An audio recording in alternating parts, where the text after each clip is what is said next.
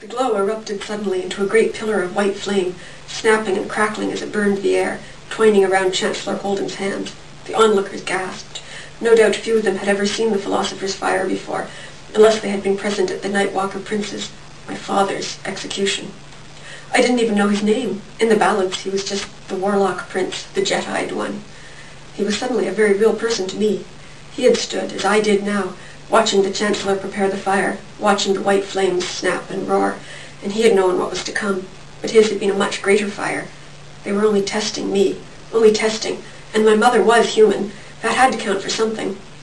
The flames steadied to a slow, graceful wavering. They seemed to hum a single sweet note just on the edge of hearing. "Bring the boy forward," the Chancellor ordered. I clenched my teeth. Now, when there were people to see, I was not going to cry or scream. I would show them. I walked forward between the two guards, staring the Chancellor straight in the eye. The note the white flames sang changed. It grew harsh and hissing, and the flames began to leap wildly again, snapping and cracking as though they burned pitch-filled pine wood. They reached towards me as if driven by a strong wind. I felt as though my skin were on fire. I knew I must plunge my hand into the bowl of white flames. I must, to prove to them that I was human. I took another step, and one more, but the very air burned. I could not breathe. I could not see. I could not feel the floor under my feet. Everything had become a hot, roaring whiteness. Far, far away I could hear Master Arvel shouting, "Behold, the Nightwalker cannot even approach the flame!" And someone else yelled, "Enough! Holden, that's enough! You're killing him! Stop!" But the pain grew worse and worse, until I could hear nothing but a shrill screaming sound, and all I wanted was to be dead, so there would be no pain. Then it was gone. I was lying on the floor, curled into a trembling ball. The screaming had been me, but I was not burned. The philosopher's fire had not touched me. Not yet. A guard pulled me to my feet. I swayed and sagged in the man's grasp, and then was allowed to collapse back to the floor again. "It would take more than the mere presence of the fire to kill a Nightwalker, Your Grace," the Chancellor was saying to the king. "But never fear, a greater fire will cleanse us of his evil." "I don't want the boy killed." "Will you allow the evil of the Nightwalkers to spread over the land once again, Your Grace? If you allow this one to live, what of the next warlock who is captured, and the next? If they lose their fear of us through your weakness, what will stop them prowling the land at will, killing as they please?" The king bit his lip and said nothing. "I will make the arrangements," Chancellor Holden said. "It must be soon." "No! I will not have him killed! He is my brother!" An excited hiss ran through the hall. The masters must not have known that part of it. No one need ever have known, but the king cried it aloud. I forced my eyes open, tried to get up on my knees, thinking that if I begged, pleaded, promised to go into exile, perhaps Dugald would spare me. My throat failed me, though, and I could only gasp raggedly, wordless. The look the Chancellor gave Dugald was the sort that someone gives you before they beat you. The king was a grown man, but he quailed and scowled like a powerless little boy, frightened and defiant and surly in one, as though the throne he sat on counted for nothing. Chancellor Holden glowered out of the hall, and everyone fell silent again. "He may be what you say, Your Grace, to your late mother's shame, but that does not alter what he is.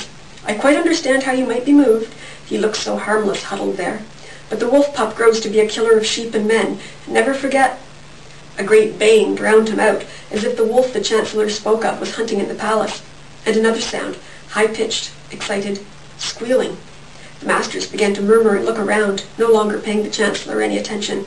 Even the guards were distracted, looking towards the doors. Only the king never moved, staring at me with a mixture of anger and misery. The great doors burst open, and a sea of moving color flooded into the hall of judgment, squealing and grunting. Pigs. White pigs, black pigs, red pigs, spotted pigs. They thundered up the aisle as if all the demons of Talverden were after them. Behind them was a dog, an enormous, long-haired, black and white beast of the sort the shepherds keep to guard their herds from wolves in the northern mountains. I knew that dog. It was the Baroness of Oakhold's faithful shadow. And with the dog, driving on the swine with shrill yelps and a waving stick, a pack like a peddler's on her back, was the Baroness.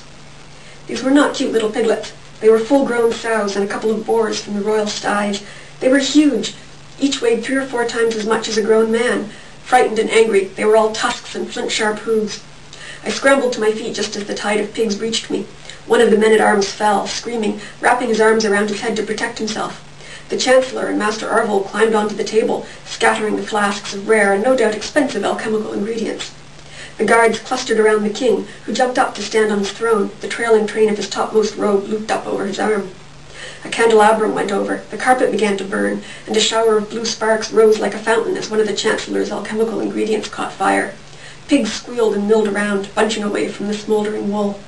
"Fire!" shouted the king, almost happily, it seemed to me, as the orange flames licked up, and then the masters panicked, rushing out of the hall just as a swarm of servants came rushing in to see what all the noise was.